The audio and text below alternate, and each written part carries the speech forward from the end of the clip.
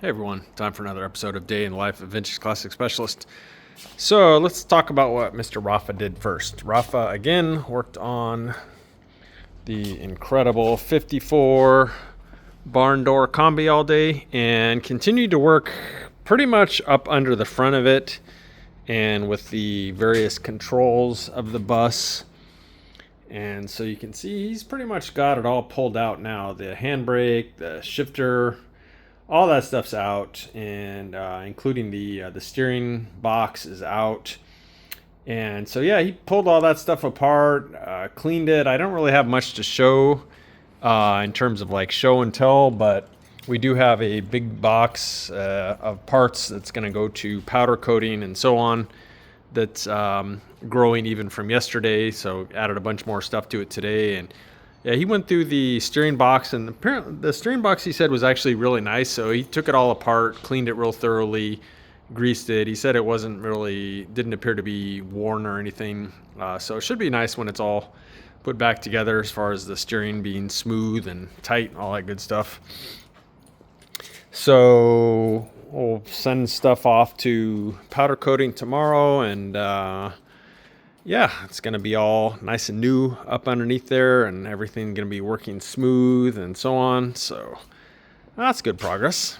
Again, not much in terms of show and tell for it, but that's pretty much what Rafa worked on today. So there you go. For me, I started on today started the day working on the 68 double cab, and I had started working yesterday and didn't finish, ran out of time as the evening wore on with getting the muffler to fit better.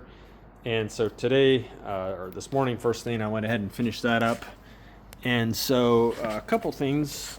One is I did have to cut the body a little bit more, so you see right there and there and there. So kind of those three areas, and you can see now plenty of clearance in there.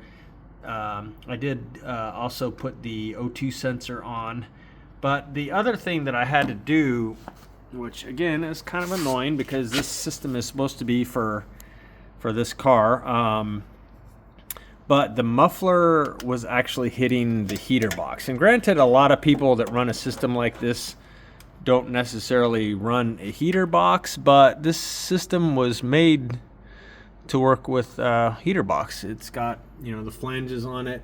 You can see right up there, made to bolt to a heater box, so it should fit, but it didn't. Again, the muffler was hitting the heater box. So what I ended up having to do, which actually helped with the clearance in these other areas up here, was I had to make a new hanger, which is just, a piece of metal, and I put a little jog in it to get it to line up right. These two tabs are kind of offset a little bit, so put a little jog in it. But yeah, I basically made a new hanger there, that little strap that's probably a little over ½ inch longer than the one that came with the muffler.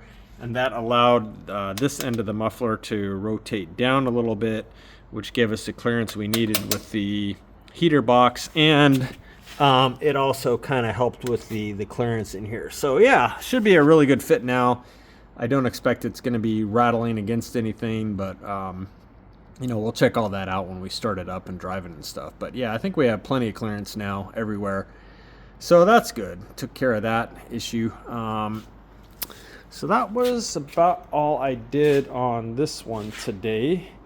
And then I turned my focus to the beautiful Mouse Gray 23 window back here, and decided to go ahead and start wiring this thing. So the owner had previously pulled the main wiring harness, which runs along the underside of the bus there.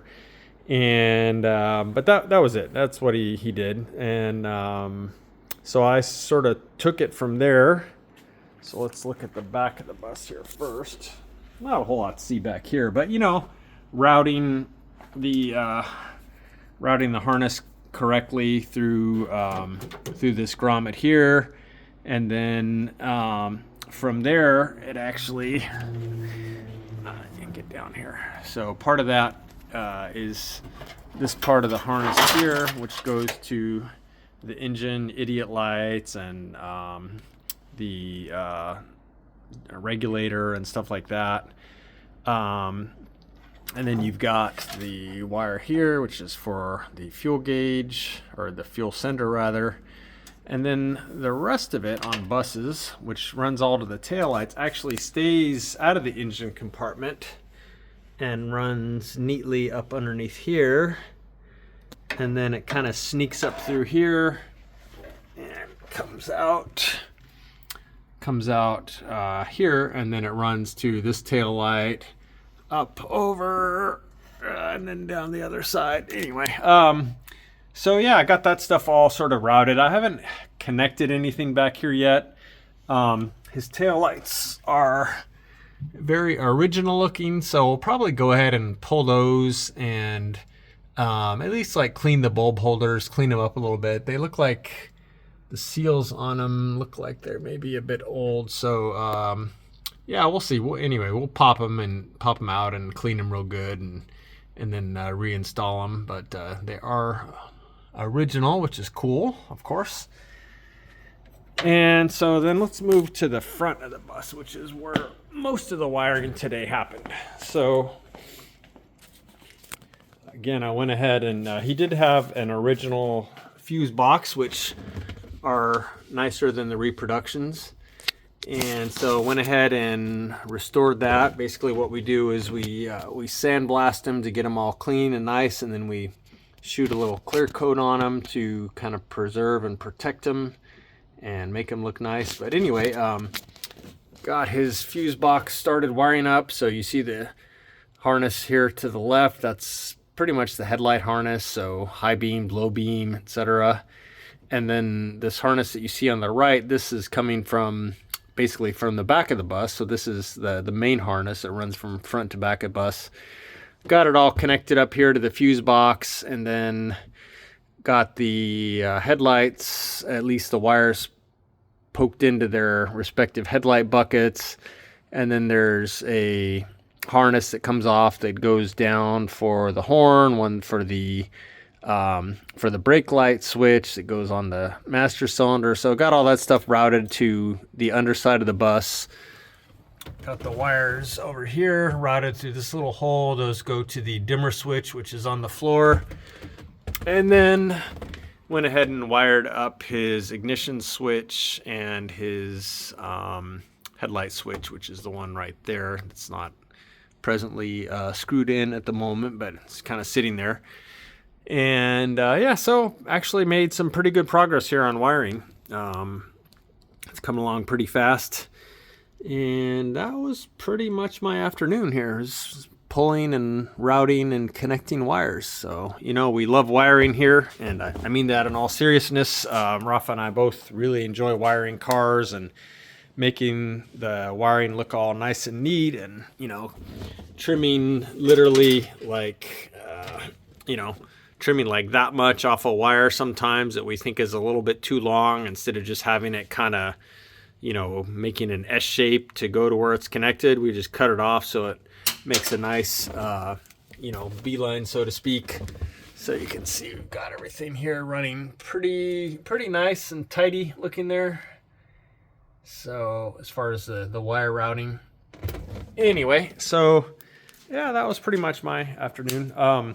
Jacob came in today and he cleaned some more parts for the 67. He sandblasted some random odds and ends parts for its motor, and some other parts too. I don't remember what off the top of my head. Oh, he cleaned his the 67's bulb holders for all the external lights and got them all nice. They're actually all real nice, so we're going to use all that original stuff because it's always better than reproduction stuff when you've got nice original ones.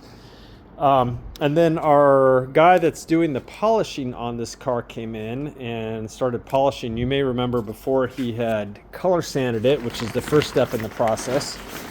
Well, today he came in and started the actual buffing. And so you can see color sand and buffed. And look at that. I'm so happy with this paint job. Yeah, and he got down here on the apron, pretty much done. So yeah, this paint job is coming out so good. I'm so glad that we're finally in a position where we can do paint jobs in-house here and you know, have a result like this versus some of the you know, not that our paint jobs we've been doing have been bad, but they're not this nice. So now that we're controlling the whole process, we can make sure that that they're all going to come out this nice. So yeah, I can't wait to see this whole thing all polished up like this and assembled. This car is going to be absolutely beautiful. Ruby red 67 Beetle.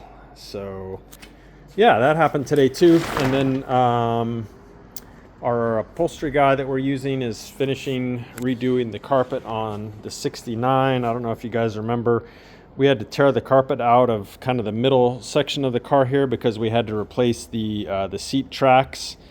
The seats that he had with the car, which we didn't know until we went to install them, were actually out of a later car that used slightly different seat tracks. So we had to drill out and remove the old seat tracks and put in the later style ones to go with his later style seats. Anyway, all the carpet had to get ripped out and unfortunately got destroyed. So we're making a new carpet kit for those areas that we had to remove. But anyway, so yeah, this one is getting close, and the door, I think he's gonna paint the door tomorrow. Remember, there were some issues with the paint on the hinges there, so that's being taken care of. So that was it for today, guys. Pretty productive day in the shop here, pretty much working on buses and having some of our folks that help us out work on these couple bugs. And yeah, that's it. So thank you guys for watching. Appreciate it. And we'll see you again tomorrow. Bye.